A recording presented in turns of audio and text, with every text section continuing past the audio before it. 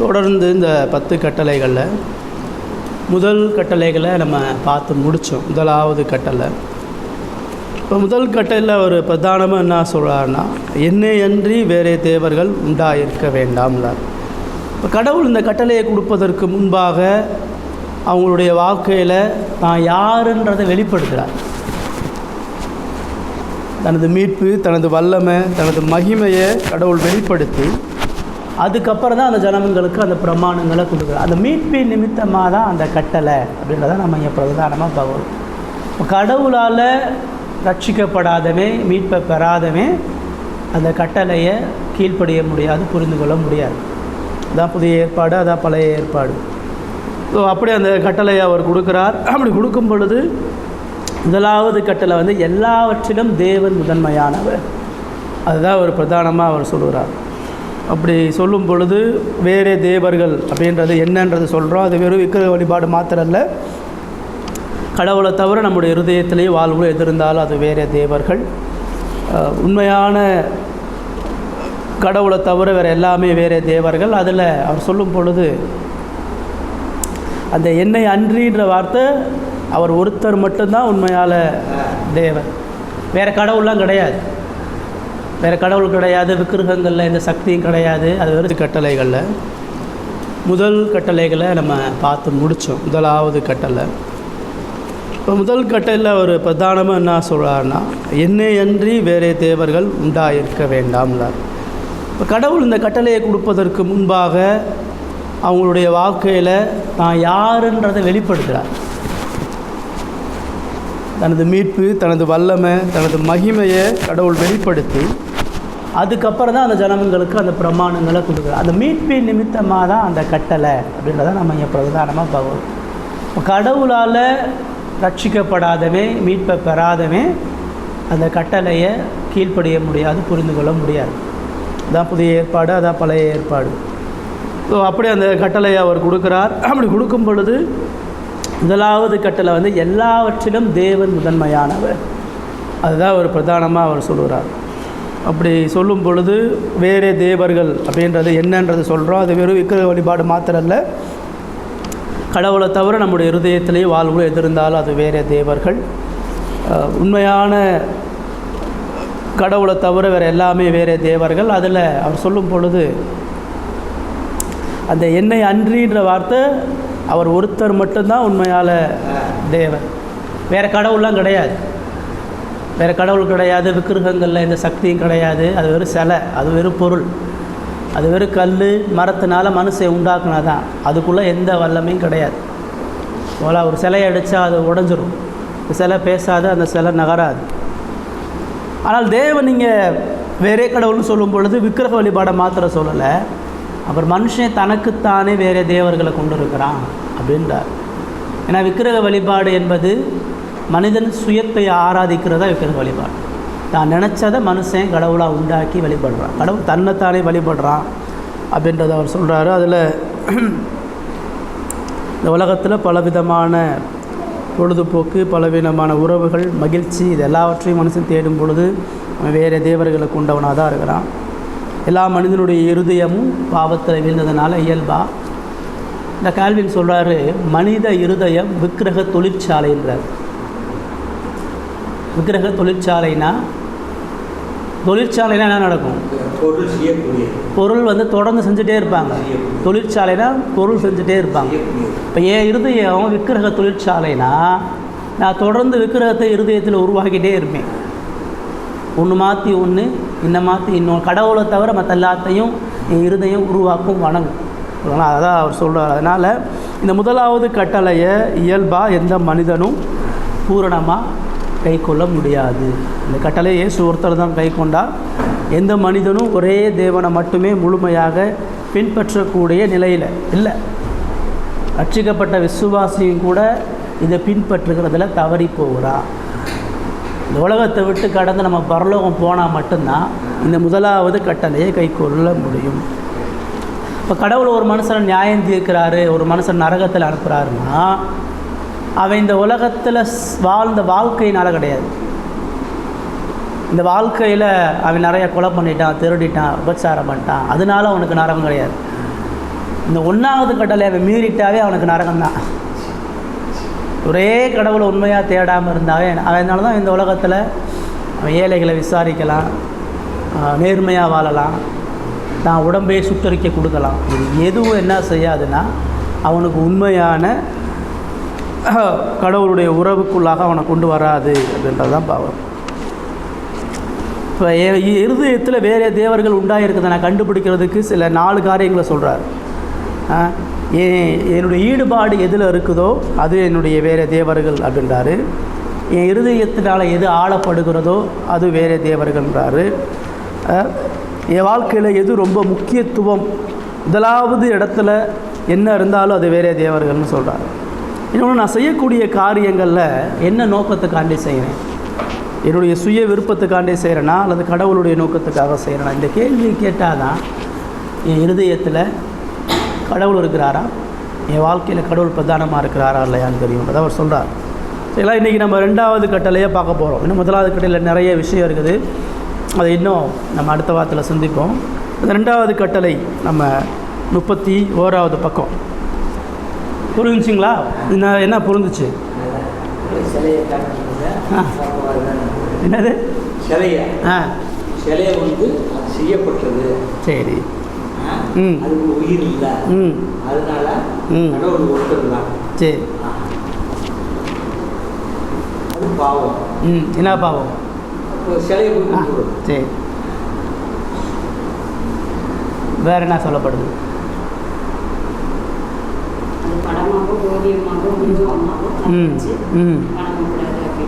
Right. ஏன் அப்படி செய்யக்கூடாது?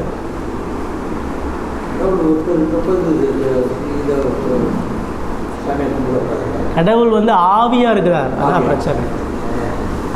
கடவுள் காணக்கூடிய எந்த உருவமைப்பையும் கொண்டு இல்லை. ஏன்னா ஆவியாக இருக்கான்றதை நீங்கள் விவரிக்க முடியாது. ஆவியாக இருக்காருன்னு சொல்லும் பொழுது ஒரு இடத்துக்குரியவராக இல்லாமல் இருக்கிறார். ஆவியாக இருக்கிறான்னு சொல்லும் பொழுது நீங்கள் அளவிட முடியாது. ஆவியாக இருக்கான்னு சொல்லும் பொழுது நம்ம சிந்தனையில் கற்பனை பண்ண முடியாது. ஆவியாக இருக்கிறான்னு சொன்னால் மட்டும்தான் இது எல்லாத்தையும் நீங்கள் சொல்ல முடியும். அழிக்கப்படாமல் இருக்கிறார், நித்தியமாக இருக்கிறார். ஆவியாக இருந்தால் தான் அழிக்கப்படாமல் இருக்க முடியும், அளவில்லாமல் இருக்க முடியும், ஒரு இடத்துல இருக்க முடியாது, ஞானம் உள்ளவராக இருக்க முடியுது. கடவுளுடைய குணாதிசயத்தை நீங்கள் மேன்மையாக சொல்லணுன்னா முதல்ல கடவுள் ஆவியாக இருக்கிறான்றதை சொன்னால் மட்டும்தான் நீங்கள் சொல்லணும். நீங்கள் கடவுளை உருவத்தில் கொண்டு வந்துட்டோன்னு சொன்னாவே அவருடைய ஞானம் கம்மின்னு சொல்கிறோம், அவர் வல்லமையற்றவராகிடுவார், அவர் ஒரு இடத்துக்குரியவராகிடுவார், அவர் ரொம்ப அற்பமாக நம்மளை போல் ஆக்கிடும். அதனால தான் நம்ம சபைகளில் கடவுளை குறித்த எந்த புகைப்படமும் இல்லை. ஆனால் இயேசு இப்படி இருப்பார்னு ஒரு ஃபோட்டோ வரைஞ்சி வச்சுருக்கிறாங்க. ஆனால் அதுதான் இயேசுன்றதுக்கு எந்த நிரூபணமும் கிடையாது. இயேசு வந்து அதனால தான் கேமராலாம் இல்லாத காலத்திலே வாழ்ந்துட்டு போயிட்டார். யாரும் தன்னை ஃபோட்டோ எடுக்காதபடி வரையாதபடி பாமரர்களை ஒருத்தராக வாழ்ந்துட்டு போயிட்டார். அவருடைய முகமோ உருவமோ அவரை எங்கேயுமே பிரதானப்படுத்தலை, அவருடைய சீசர்களும் பிரதானப்படுத்தலை. ஆனால் இன்றைக்கி ஒரு உண்மையான கடவுளற்று விக்கிரகத்தை வழிபடுறப்ப எப்படி ஒரு உருவத்தில் வழங்க நினைக்கிறானோ அதே மாதிரி கிறிஸ்தவனும் கடவுளை உருவத்தோடு வழங்க நினைக்கிறதுனால தான் அவன் ஃபோட்டோ வச்சுக்கிறான். நீங்கள் ஒரு படத்தை பார்த்தீங்கன்னு சொன்னால் அந்த படம் அற்பமான ஒரு நிலைக்குள்ளான சிந்தனை தான் கொடுக்குமே உடைய கடவுளை குறித்து மேன்மையாக ஒரு படம் என்றைக்குமே சிந்திக்க வைக்காது. அதனால் அவர் அங்கே ஒன்று சொல்கிறாரு, ஜீவனுள்ள வார்த்தையை பிரசங்கிப்பதின் மூலமாக மட்டுமே கடவுளை காட்டணும். 32 சொல்கிறார். உண்மையான நீங்கள் கடவுளை காட்டணும்னா அவருடைய வார்த்தையின் மூலமாக பிரசங்கம் பண்ணால் மட்டும்தான் நீங்கள் காட்ட முடியும். பிரசங்கத்தின் மூலமாக தான் தன வார்த்தையின் மூலமாக கடவுள் தனது ஞானத்தை, வல்லமையை, மகிமையை வெளிப்படுத்துகிறார்.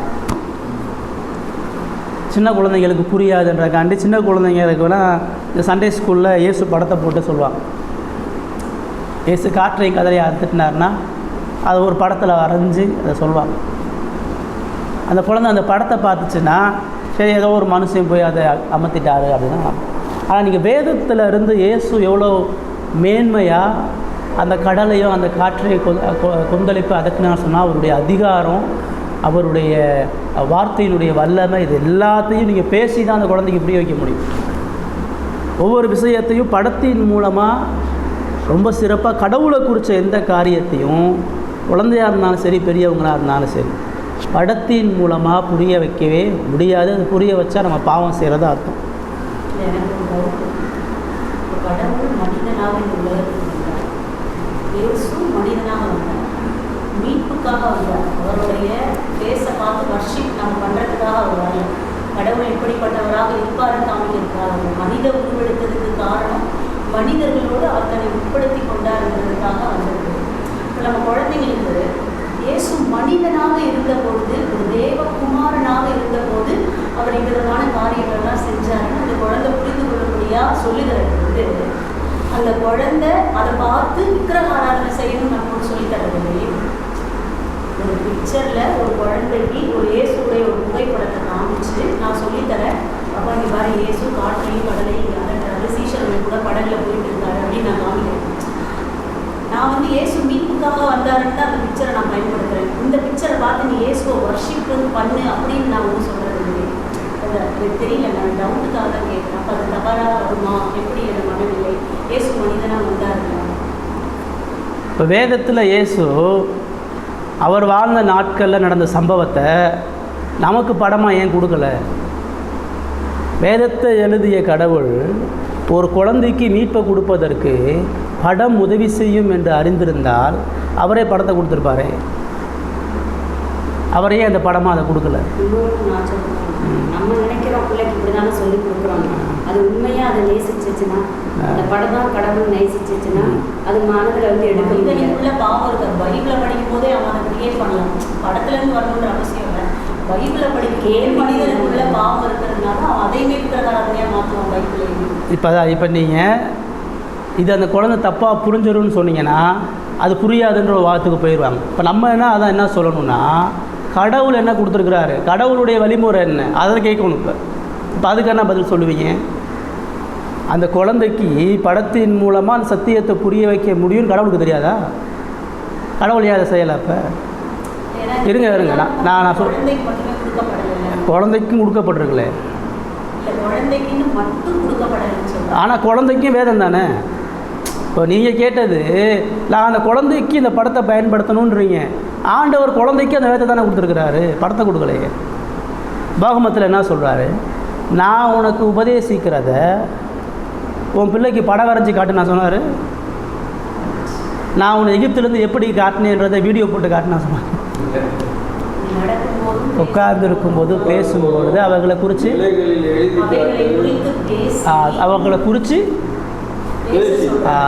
பேசணும்னா என்ன செய்யணும்? வார்த்தையை விளக்கப்படுத்தணும். ஒரு கட்டத்தில் சின்ன குழந்தையில கையை பிடிச்சி போறாரு. சின்ன குழந்தைய உள்ளம் தான் பிடிக்கும் அப்படின்ற. ஆமாம், ஏன்னா அப்படின்றப்போ அப்போ இயேசு வந்து அவங்க பார்த்துருக்காங்க. சரி கொடுத்தா இருப்பார் அப்படின்ற ஒரு பார்த்துருக்குறாங்க. இப்போ எப்படி நம்ம எப்படி வீட்டுகளில் போட்டா வச்சு இவர் தான் நம்ம தாய் தாங்க, இவங்கெல்லாம் நம்ம பாட்டின்னு ஒரு இது வச்சுக்கிறோமோ, அதே மாதிரி இயேசுவே நினைச்சிருக்காரு. சின்ன குழந்தைகளை எண்ணிக்கை விடுங்கள் இருக்காரு. ஐயா, இப்போ எங்கள் அப்பா எப்படிப்பட்டவருன்றது அவருடைய உருவம் கிடையாது. அவர் எவ்வளோ உயரத்தில் இருக்கார், எவ்வளோ கலரில் இருக்கிறார், எவ்வளோ ஆடை போட்டிருக்காருன்றது. எங்கள் அப்பாவுடைய இருதயமும் குணாதிசயமும் என்ன, அவர் எவ்வளோ அன்பானவர். இப்போ எங்கள் அப்பா பற்றி பேசுகிறதா அவர் பொறுமைசாலி, அவர் கோவப்பட மாட்டார், அவர் என்னுடைய தேவைகளை சந்திப்பார். இதை தான் நான் சொல்லுவேன். யாராச்சும் எங்கள் அப்பா 6 அடி உயரமானவர், எங்கள் அப்பா புருவம் இப்படி இருக்கும், எங்கள் அப்பா கை இப்படி இருக்குன்னு சொல்லுவாங்களா? என் அப்பாவை பற்றி பேசணும்னு சொன்னால் என் அப்பாவுடைய குணாதிசயத்தை இருதயத்தை தான் சொல்ல. அவருடைய உருவத்தை பற்றி யாரும் கேட்கவும் மாட்டா, நானும் சொல்ல வேண்டிய அவசியம் இல்லை. அப்போ அந்த குழந்தைங்க இயேசுவை நேரடியாக உருவத்தோடு பார்த்தாலும் அந்த குழந்தைங்க இயேசுவை விசுவாசிப்பதற்கு அந்த உருவமும் அந்த படமும் உதவாது. அவருடைய பிரசங்கமும் அவருடைய உபதேசமும் தான் அந்த பிள்ளைகளை ரட்சிக்கும். குழந்தையாக இருந்தாலும் சரி, பெண்ணாக இருந்தாலும் சரி, வயதானவங்க இருந்தாலும் சரி, கடவுள் தான் வார்த்தையால் மட்டும்தான் தன்னை அறிந்து கொள்ளும்படியாக விரும்புகிறாரு. அதான் ஏற்படுத்தியிருக்கிறார். அதனால தான் பைபிளை நமக்கு பிக்சர் இல்லாமல் கொடுத்துட்டார். அந்த காலத்தில் ஓவியம் இருந்தது, கலைகள் இருந்தது, நிறைய புத்தகங்கள் படத்தோடு வரைஞ்செல்லாம் கொடுத்தாங்க. ஆனால் ஆண்டவர் அப்படி கொடுக்கலை. நம்ம படத்தை பார்த்து விசுவாசிக்க சொல்லலை, நமக்கு வார்த்தையை பார்த்து விசுவாசிக்க சொல்கிறார். அந்த வார்த்தை தான் கடவுள் எப்படி இருக்கிறாரு, எப்படி செயல்படுறான்றதை குறித்த அறிவை கொடுக்கும். அதான் சொல்கிறேன், நீங்கள் வானலாவிய ஒரு சிலையை உண்டு பண்ணினாலும் அது கல் தான். எவ்வளோ அடி உயரத்தில் நீங்கள் ஒரு பெரிய பிரம்மாண்டமான சிலையை உண்டு பண்ணினாலும் அது மரமும் கல் தான். அது ஒரு பொழுதும் நமக்கு கடவுளுடைய மேன்மையும் மகத்துவத்தையும் சொல்லாது. கடவுளுடைய மேன்மையும் மகத்துவத்தையும் அவருடைய வார்த்தை மட்டும்தான் சொல்லும். இப்போ கடவுளே விக்கிரக வழிபாடை வெறுக்கிறார் அப்படின்னா அந்த விக்கிரகத்தின் மூலமாக அவருடைய மகிமை குலைக்கப்படுகிறது. அவருடைய உண்மைத்தன்மைக்கு மாறான ஒரு விஷயத்தை ஒரு படமோ ஒரு விக்கிரகமோ சொல்லுது. அதனால தான் கடவுள் அதை வெறுக்கிறார். குழந்தைக்குமே நம்ம கடவுளை குறித்து சொல்வதற்கு, இயேசுவினுடைய மனிதீகத்தன்மையை சொல்வதற்கு வார்த்தை தான் முக்கியமே ஒழிய படம் கிடையாது. அப்போ அதை தான் நமக்கு இங்கே பிரதானமாக அவர் சொல்கிறாரு. இயேசுவை மறைமுகமாக கூட எதிலேயே காட்டக்கூடாது அப்படின்றாங்க. அந்த நானும் சின்ன பிள்ளையாக இருக்கும் பொழுது இந்த நற்செய்தி சொல்கிறவங்க என்ன செய்வாங்கன்னா, இயேசு படத்தை காட்டுவாங்க. கருணாமூர்த்தின்னு நிறைய ஒரு படம் இருக்குது. இயேசுடைய சிலுவை மரணத்தை குறித்த படத்தை கிராமங்களில் ஒரு திரை கட்டி ஒரு படம் மாதிரி இயேசுவை காட்டுவாங்க. அப்போ இயேசு சிலுவை அடிக்கும் போது எல்லோரும் உட்காந்து அழுதுட்டுருப்பாங்க, ஐயோ அப்படின்னு. நான் இயேசு என்ன சொல்கிறாரு, என்னையே பார்த்தால அதை ஒன்றையே பார்த்தாலுன்றார். எருசலேமில் ஒரு சிலுவையை சுமந்து போகும்பொழுது அந்த பெண்கள்லாம் மார்பிள் அடிச்சு எழுதுறாங்க, ஐயோ இயேசு இப்படி கஷ்டப்படுறாரு, ஏன் கஷ்டத்தை பார்த்து நீ ஆளாத, எனக்கு அடுத்து உனக்கு ஒன்று நடக்க போகுது, உனக்கு ஒரு கோபம் வரப்போகுது, உனக்கு நியாயத்திற்கு வரப்போகுது, அதை நினச்சி அழுது அப்படின்றார். அப்போ காட்சி, ஒரு படம், ஒரு நிகழ்வு எனக்கு எந்த இருதயபூர்வமான கடவுளுடைய மகிமை மேன்மையும் கொடுக்காது. கல்லாவோ சிலையாவோ படமாவோ 3D படங்களாவோ அல்லது சபையில் எந்த ஒரு காரியத்தையும் கடவுளை உருவமாக காமிச்சா அது தப்புன்னு சொல்லிட்டாரு எல்லா விதத்துலையும். ஏன்னா அடுத்தடுத்து ஜென்ரேஷன் மாறும்போது வித்தியாசமாக இந்த செல்லு இதெல்லாம் வருது, இதெல்லாம் நிறையா காமிக்கும். ஆனால் அதெல்லாம் நம்பாதீங்க, அது கிடையாது, அது கடவுள் கிடையாது. நீ மனசில் அந்த படிக்கும்போது கூட அது ஆவியில் அதை நினச்சா கூட நமக்கு தப்புன்னு சொல்கிறாரு. அந்த உருவமாக எடுத்து நம்ம படிக்கும்போது கூட, பைபிள் வாசிக்கும் போது கூட அந்த உருவத்தை யோசித்தா கூட அது தப்புன்னு கடவுள் சொல்கிறாரு.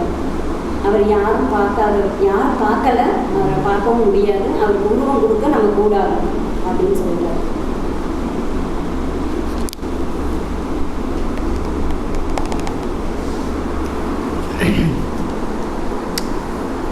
அதாவது ஏசாயா 52 சொல்லும்போது சொல்கிறாரு, மனுஷரை பார்க்கிலும் அவருடைய முகப்பார்வையும் மனுப்புத்திரனை பார்க்கிலும் அவருடைய ரூபமும் இவ்வளவு அந்த கேடு அடைந்தபடியால் அவரை கண்ட அநேகர் பிரமிப்படைந்தார்கள், அவருக்கு அழகும் இல்லை சௌந்தரியமும் இல்லை. அப்படியா என்ன அது? இயேசு இந்த உலகத்தில் மனிதனாக பிறக்கும் பொழுது அவர்கிட்ட எந்த அட்ராக்ஷனும் இல்லை. அவருடைய முகம் ஏதோ சினிமாக்காரங்களை போல் ரொம்ப அழகாக ஸ்டைலாக இருந்தாருன்னு. சாதாரண மனிதனை விட அவர் அந்த கேடு அடைந்தவரா? ரொம்ப எளிமையான ஒரு முகத்தையும் உருவத்தையும் அவர் கொண்டிருந்தார் அப்படின்னு சொல்லுவோம். ஏன் அவர் அப்படி இருந்தார்? பைபிள் சொல்லுது, மோசே பிறக்கும் பொழுது அவன் அழகுள்ளவனாக பிறந்தான். ஆனால் பிதாவாகிய தேவன் இயேசுவை பிறக்கும் பொழுது அழகுள்ளவராக பிறக்க வைக்கல. அவருடைய வாழ்வு முழுவதுமாக பார்த்திங்கன்னா அவர் மனுஷரால் அசட்டை பண்ணக்கூடிய, அவர் தான் மேசியான்னு யாராலையும் அக்செப்ட் பண்ணக்கூடிய உருவத்தில் தான் அவர் வந்தார். எல்லாரும் அவரை புறங்கணிக்கக்கூடிய அளவுக்கு தான் அவர் இருந்தார். அப்படின்னா என்ன? அவருடைய மாம்ச சரீரமும் உருவமும் கவர்ச்சிக்கக்கூடியதாக, ஈர்ப்பு செய்யக்கூடியதாக, பிரமிக்கத்தக்கதாக இல்லை அப்படின்னு சொல்லுவோம். அவரை பார்த்தா கடவுள் மேசியான்னு யாரும் சொல்ல முடியாத அளவுக்கு அவர் அப்படி இருந்தார். மனுஷன் முகத்தை பார்ப்பான், கர்த்தர் இருதயத்தை பார்க்கிறார். அது நிமித்தமாக தான் அவருடைய சரீர பிரகாரமான எந்த செயல்களும் மனிதனால் அங்கீகரிக்கப்படாதபடிக்கு அவர் தன்னை பாதுகாத்து கொண்டு தனது உபதேசத்தின் மூலமாக மட்டும்தான் அவர் மக்களை ஈர்த்தார். அவருடைய உபதேசமும் அவருடைய வார்த்தையும் தான் மக்களை பாதித்ததே ஒழிய அவருடைய உருவத் தோற்றம் 12 சீசர்களில் ஒருத்தர் கூட இயேசுடைய உருவ தோற்றத்தெழுதலை. யோவான் சொல்றார், நாங்கள் கண்ணார கண்டோம், தொட்டு பார்த்தோம்ன்றாரு. அவருடைய கண்களை குறித்தோ அவருடைய கால்களை குறித்தோ அவருடைய உடல் பாவனை குறித்து ஏன் எழுதலை? அதில் எழுதுறதுக்கு ஒன்றும் இல்லைங்க, அதான் விஷயம். அந்த அளவுக்கு இயேசு தனது மாம்சத்தில் மறைந்திருந்து தனது உள்ளான ஜீவியத்தை அவர்களுக்கு பிரதானப்படுத்தினார். கடவுளுடைய எல்லையில்லாத அன்பு, தெய்வீகத்தன்மை, பரிசுத்தம், நீதி, இது எதுவுமே மாம்சத்தில் விளக்கப்படுத்த முடியாது, புரிந்து கொள்ள முடியாது. அதான் அவருக்கு பிரதானமாக சொல்கிறார். அது ஸ்பிரிச்சுவலாக சொல்லுது. ஆவிக்குரிய மீட்பராக நீங்கள் பார்க்கும் பொழுது சொன்ன உன்னத பாட்டில் நிறைய நேரம் அவரை ஒப்புமைப்படுத்தி சொல்கிறார். அவர் நேசத்துக்குரியவர். இப்போ வெளிப்படுத்தல் நீங்கள் வாசிங்கன்னா அவருடைய கண்கள் அக்கினிமயமான கண்கள், அவருடைய சிரசு வெண்மையை போல பஞ்சை போல இருந்தது, அவருடைய கால்கள் வெண்கலமாக இருந்ததுன்னா நீங்கள் பரலோகத்தில் இயேசுடைய கால் வெண்கலமாக, முடி நரைச்ச முடியும் அப்படிலாம் இல்லை. அது அவருடைய உள்ளான பரிசுத்த குணாசியத்தை சொல்லுது. அக்னிமயமான கண்கள்னால் அவர் நீதியின் கண்களாக, சுட்டரிக்கக்கூடிய கண்களாக இருக்கிறார். அவருடைய சிரசில் பொன் கிரீடம் இருக்குதுன்னு சொன்னால் கனத்துக்கும் மகிமைக்குரியவராக இருக்கிறார். அந்த ஆவிக்குரிய அடையாள மொழிகளுக்கு தான் அது சொல்லுதே ஒழிய நேரடியாக அப்படி சொல்லலாம். இப்போ அந்த அடிப்படையில் தான் அவர் ஆவிக்குரிய மனவாளனா அழகுள்ளவராக சொல்வது. பட் இயல்பாக அவர் வெளிப்பிரகாரமாக மாம்சத்தில் அவர் அழகற்றவரா, உலகத்தில் யாரை நம்ம ஈனமாக அற்பமாக என்றமோ அப்படிப்பட்ட உருவத்தை தான் இயேசு இருந்தார். எல்லாராலையும் நிராகரிக்கப்படும் கூடிய ஒரு இடத்துல தான் இருந்தார். அதனால தான் அவரை உருவமாக எந்த வகையிலையும் நம்ம காட்ட முடியாது. இப்போ இயேசு இருக்கும்போது அவர் உருவப்படம் யார்கிட்டையும் இல்லை, யாரும் அந்த உருவப்படத்தை எழுதவுள்ள கொண்டு வரவில்லை. பல நூற்றாண்டுகளுக்கு அப்புறம் தான் அந்த உருவத்தை தயாரிக்கிறாங்க. அந்த உருவமே நாட்டுக்கு நாடு வித்தியாசப்படும். அமெரிக்காவில் ஒரு இயேசு முகம் இருக்கும், நீங்கள் ஃப்ரான்ஸுக்கு வந்து அந்த முகமே மாறிடும். ஆப்பிரிக்கா கண்ட்ரியில் போனீங்கன்னா நீக்குற முடியல இருப்பார் இயேசு. அவங்க அவங்க அவங்க ஊருக்கு ஏற்ற மாதிரி இயேசுடைய முகத்தை, அது இயேசுவே நீங்கள் சொல்ல மாதிரி அப்படி வச்சுருப்பாங்க. அரபு கண்ட்ரிஸில் வேறு மாதிரி வச்சுருப்பாங்க. ஆமாம், இந்தியாவிலேயே தமிழ்நாட்டில் ஒரு மாதிரி இருக்கும், வட இந்தியாவில் வேறு மாதிரி இருக்கும் முகங்கள்லாம். கண்டுபிடி செய்யும் போது பழைய ஏற்பாட்டு காலத்திலே கண்டுபிடி செஞ்சுட்டாங்க. காலத்தில் சிலையை செஞ்சுட்டு இருப்பாங்க. எல்லா பொருளும் போட்டு செய்கிறப்போ அது எப்படி வந்துச்சு கண்டுபிடி காட்ட அப்படி செய்கிற சமயத்தில் ஒரு இதாக இருக்கும். இவங்களுக்குன்னு எப்படி அது கண்டுபிடி? ஐயா, அவங்க கண்ணுக்குட்டியை நினச்சி தான் செய்கிறாங்க. அவன் மைண்டில் கண்ணுக்குட்டியை நினச்சி தான் அவன் செய்கிறான். அதனால தான் அது கண்ணுக்குட்டியாக வருது. சும்மா பூவை நெருப்பள்ளி போட்டோன்னா அதுவெல்லாம் உருவாகலை. இவன் சிற்பியாக இவன் செதுக்கி செஞ்சு இவன் உருவாக்குற உபாகமத்தை விளக்கப்படுத்தும் போது சொல்கிறாரு, ஆரோன் அவர்கள் எகிப்தில் என்ன வணங்கினாங்களோ அதை திரும்ப கொண்டு வராங்க. இது நம்ம அவனுடைய கடவுள்னு திரும்ப கொண்டு வரான். அதனால தான் இப்போ அவர் புதுசாலாம் உருவாகும். அப்போ இயல்பாக மனிதன் கடவுளுடைய உருவத்தை மறைமுகமாக காட்டுறது தப்பு. சில சர்ச்சு மனுஷனாக காட்டாமல் அவருடைய பின்பகுதியை மட்டும் காட்டுவாங்க, அவர் பின்பகுதி மட்டும் இருக்கிற மாதிரி காட்டுவாங்க. ஐயா, அதுவுமே தப்புன்றார். எந்த வகையில் நம்ம காட்டினாலும் கடவுளுடைய வார்த்தையிலிருந்து அவர் விளக்கப்படுத்தாமல் வேறு எந்த வடிவில் நீங்கள் கடவுளை சொன்னாலும் அது விக்கிரக வழிபாடு தான். சரிங்களா? அந்த இயேசுவை நினைக்கும் பொழுது, அவருடைய உருவத்தை நினைக்கும் பொழுது, நம்ம காலண்டரில் பார்க்குற அவருடைய படம் நம்ம நினைவுக்கு வந்தாவே அது விக்கிரக வழிபாடு தான். இயேசு நீளமாக தாடி வச்சுருப்பார், அவருடைய முகம் பிரகாசமாக இருக்கும், தலையில் கிரீடம் வச்சுருப்பார். இப்படிலாம் நம்ம நினச்சமாவே நம்ம தவறான விக்கிரக வழிபாடு. அதனால தான் படம் எங்கேயுமே இருக்கக்கூடாது, வசனம் தான் இருக்கணும். படத்தை எந்த இடத்துல வைக்கும், படத்தை வைக்க ஆரம்பிச்சிட்டோம்னாவே அவரை நம்ம சிறுமப்படுத்துகிறோம், அவரை அவமானப்படுத்துகிறோம், அவருடைய எல்லையற்ற குணாதிசயங்களை ஒன்றும் இல்லாமல் இருக்கும். நான் சும்மா தாங்க வச்சுருக்கிறேன், நான் கும்பிடலை அப்படிலாம் இல்லை. நீங்கள் சும்மா வச்சிங்கனாவே அதனுடைய சிந்தை தான் உங்களுடைய இருதயத்தில் போகும். அதனால தான் நம்ம அதை செய்யக்கூடாது என்பதை ஆண்டவர் சொல்கிறார். சரிங்களா? தொடர்ந்து நம்ம அடுத்த வாரம் மீதியான காரியங்களை